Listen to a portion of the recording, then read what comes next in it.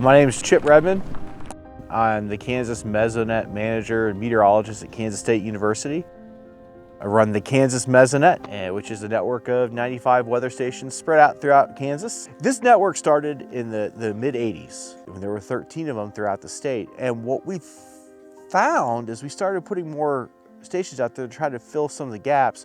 There's a huge need for weather data in this state. When I first started working here many years ago now, we had numerous different rain gauges out across our network. We didn't really have standardization. So in the last 5 years or so, we've really worked towards standardizing our rain gauges. And then we started duplicating it. So we had 2 rain gauges of the same type right next to each other. The goal was that if we had a problem with one, we would measure with the other one and hopefully not miss any precipitation events. But we knew we were underreporting rain. We get heavy rain events around here. When we're in the Flint Hills, these are created by erosion from heavy rains.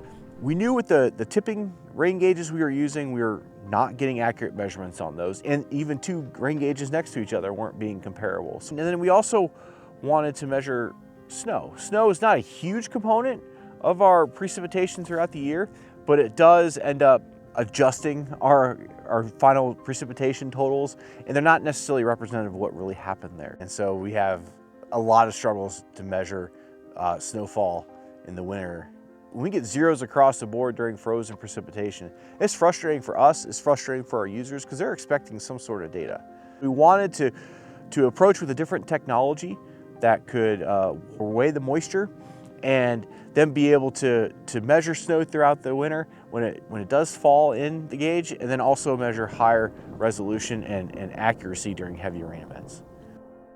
We tried a couple different weighing rain gauges, and Apogee was one of them that was willing to step up and offer us multiple gauges that we could test, where there were other companies that we weren't able to get any to test, which is kind of frustrating. And we didn't want to put a lot of investment in until we had some thorough testing. And we worked a lot with the folks at Apogee to I believe, bring back some of the first data from outside of Utah. A lot of back and forth talking about noise in the measurements and that kind of thing. And we always had great feedback, and we always had tips on improving and that good back and forth communication that really sold us on it, because we had the support. And we didn't necessarily get that with other gauges, which was frustrating because we thought there was a lot of potential. The good thing about the Apogee gauge is it's not overly expensive for the weighing rain gauges. Some of them can get very, very costly. Like, we were looking at some gauges that cost as much as our weather station. And we just couldn't justify that kind of cost in doubling the expense, and then it's still having to go through this learning process on top of it, so there's manpower to support it. That was probably one of the big selling points for us, is that it was kind of the middle of the ground. It was definitely cheaper than the alternatives and provided us a good enough product that was comparable to the other gauges we were testing. The biggest advice I would give another Mesonet manager is to try the weighing gauge. We've worked with Apogee for many years now on this gauge to build confidence in it. And we put it through trials and tribulations. And we also went through the development phase. And time again, improvements always happen.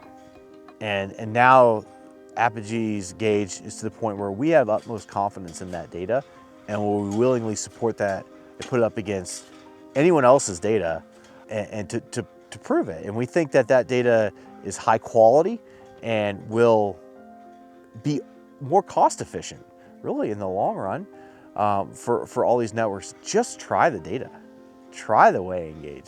It's not as expensive, but it provides just as accurate weather data. Now that we're more confident in the product we're giving them, they're getting better data in the long run, and their modeling is improving, and now we're making better infrastructure and different decisions in the state of Kansas based upon that improved precipitation data. So we really, really needed it more than we ever really knew it.